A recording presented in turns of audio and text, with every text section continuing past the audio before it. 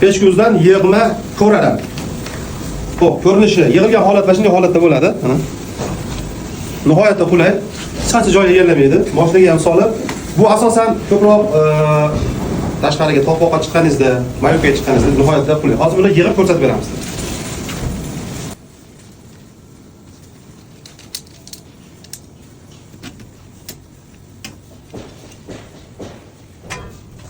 Yig'ilish nihoyatda oson yig'iladi.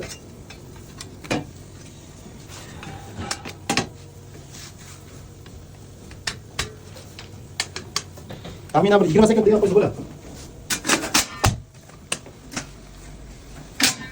Xo'sh.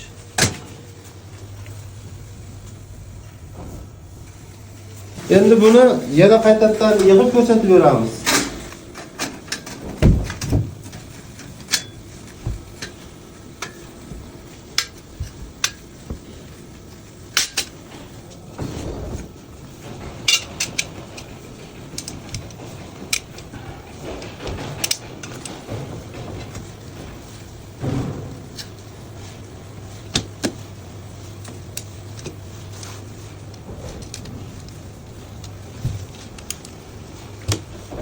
Bu yerga ko'ramiz, asosan do'stlar bilan mayopga chiqqanda, toq qaqiriga chiqqanda nihoyatda qulay bo'ladi.